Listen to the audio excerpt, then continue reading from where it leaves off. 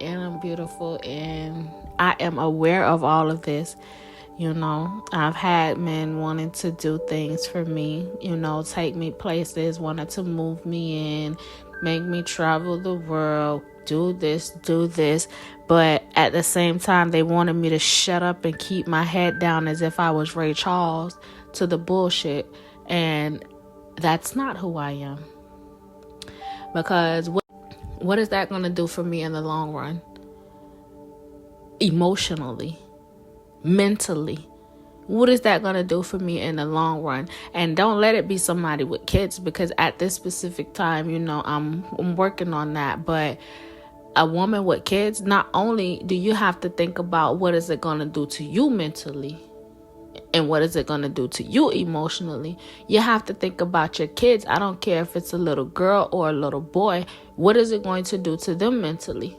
What is it going to do to them emotionally to see you get treated a certain type of way for whatever reason it is? Whether you're afraid to be alone, whether you're traditional, you're one of them traditional people who feel as though married people shouldn't get separated, or a father and a mother should be together for the kids. It doesn't matter. Unhappy is unhappy. You don't want to pass that down to your kids, and then they grow up feeling as though they have to be with somebody because of a belief system, and they're unhappy.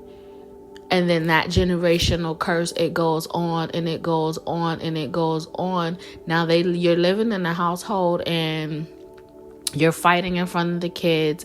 You're disrespecting each other. They're watching you be unhappy, but they're watching you stay together because of them, when you're really traumatizing them. You're not teaching. What are you teaching them? You have to think, but it's always a bigger picture. Like, what are you teaching them? To be unhappy for an image, to be unhappy but for other people, because of what other people are going to think? Or are you going to teach them to stand up for themselves? I'm not going to stay here and be unhappy because you can't stand on your own 2 feet without me. I'm not going to stay here and be unhappy because you're lazy and don't want to go get a job. So I have to stay here and take care of you. But we're unhappy. We're clearly unhappy. That's trauma. It's trauma. It's traumatizing, not only for the adults, but it's traumatizing for the babies. And it's not healthy. I don't feel as though it is healthy. Growing up, I watched my mom live a single life. She was never alone, but she was single. She had different partners, and eventually she got married, but a black woman, we've watched our mom live, and what did it do to us emotionally? Don't get me wrong, all of my mom kids, alright, yeah, we ain't that bad. Nah, I ain't.